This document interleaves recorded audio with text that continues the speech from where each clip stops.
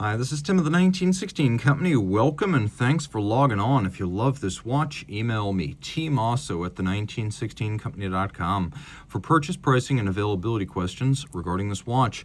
Today, we're discussing a thrilling 2025 launch from Moser Cie of Schaffhausen, Switzerland, where they speak German.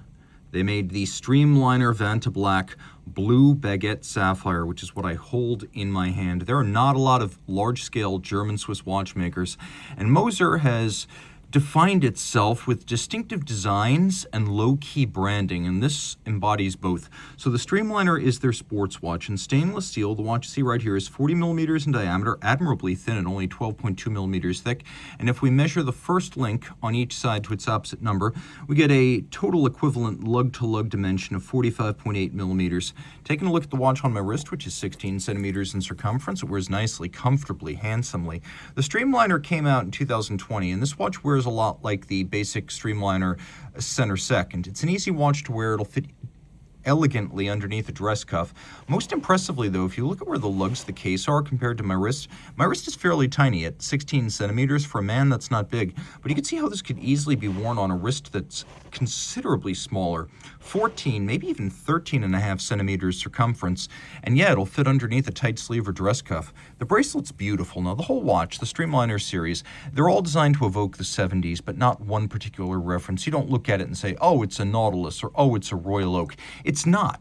It does wear its references and inspirations on its sleeve, or perhaps I should say yours, but you could see them in passing, not in total. So we have a lovely, organic, beautifully made and intricately finished bracelet that seems almost like something off the back of an armored, naturally occurring organism, something on the seafloor perhaps, or an armadillo maybe. But you can see that this bracelet is a lot like what you might have seen on the Abel Sport Classic in the 70s, maybe a little bit of Omega Seamaster Speedsonic Lobster Tail chronograph. The tonneau case, like a late Speedmaster Mark Series watch, maybe an Oris Chronoris Star, maybe something along the lines of a Heuer Ottavia in the 70s. But it's an evocative shape without plagiarizing, which is what I like. Now, the removable links here, they're actually pins in the bracelet, so you're going to need a block and punch to size this, but there's quite a few removable ones, so you're going to have a lot of fine sizing opportunities. You can see the bracelet's made by Brogioli, BRO, that's what that means. It's a twin trigger release with a double folding action and a Moser logo, or Moser crest externally. You can see the intricacy of the finish, and also the profile of those internal links that aren't visible until you roll it through the light. We have this lovely shoulder bevel satin on the outer profile. It's just beautifully made. The case has these recesses. Bezel and case back are polished. The recesses are satinated. We have a screw-down crown. Water resistance is 120 meters.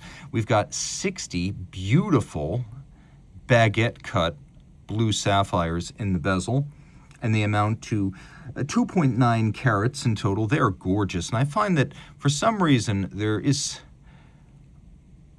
an appeal to blue sapphires that makes them the most acceptable gem set on the exterior of a man's watch. Not that a woman couldn't wear this, but that's not the base case. This was assumed for men's wrists, and so the use of gems can be very controversial on a man's watch. This doesn't feel controversial at all. Now you can see this is a demonstrator example. It's got little dents and divots in it. This has been around. It's been in the hands of journalists, clients, training sessions for dealers, so rest assured the one you get is not the one in my hand. The one you get will be new. We have a dial that is Vantablack. I mentioned it earlier, but let's elaborate on what that means. It eliminates 99.965% of reflected light. Any light you see reflected is going to be a function of the sapphire, not of the Vantablack carbon nanotube dial. It is the least reflective material in the world. It's also completely unadorned, Moser believing two things. One, their design language is strong enough that they don't need to put their name on it. Agreed. I know this is a Moser.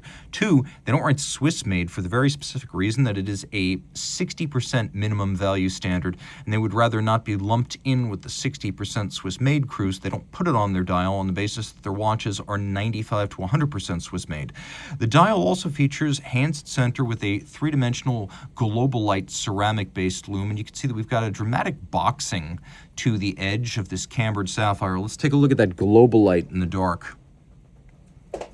Now we've got a 1-minute flying tourbillon. It's flying because there's no upper bridge to block your view of the rotating cage. It acts as the seconds hand of the dial. It is a 1-minute tourbillon. It's got a 3 Hz beat rate, and you can see it's free sprung with 2 identical flat hair springs oriented 180 degrees out of phase. The idea is in any position, and instantly, gravity will cause one to run slow, and its opposite number, being equal and opposite, will cause the balance to run fast by an equal and opposite magnitude. So they cancel out the effects of gravity by always being opposite each other. And by a means of free sprung architecture, all the timing adjustments are done using screws on the balance, which allows for greater precision in setting the time, but also greater shock resistance, so shocks can't change the timing. The decoration is quite estimable, and you can see that the depth of a flying tourbillon cage is quite attractive. We've got shock protection on the balance staff, which is not universal on tourbillon regulators, but you can see here we have shock protection top and bottom, and it has a nice broad brace with hybrid ceramic bearings on the bottom to reduce friction and provide a broad, sturdy platform for the tourbillon to rotate. Now we've got a magic lever style pawl-based winding system. You can see it right there. It's a very efficient bidirectional winding system. The watch has a 72-hour power reserve. You can see the barrel arbor is set in a golden chaton, and then we have these gold gilded jewel sinks to evoke the look of a Moser pocket watch from the 19th or early 20th century.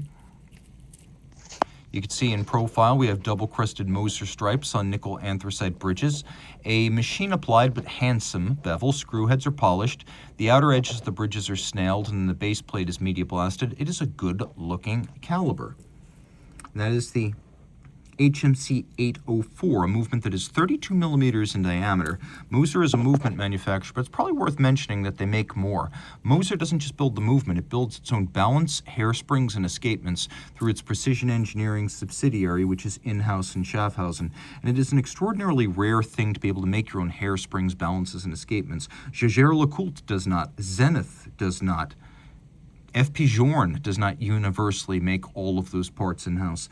So deeply impressive stuff from Moser, and there is a lot to love here. So if you want an everyday friendly tourbillon with an unconventional combination of set precious stones and a steel case with a Vantablack dial and an automatic movement with swimmable water resistance, this is pretty close to the only game in town.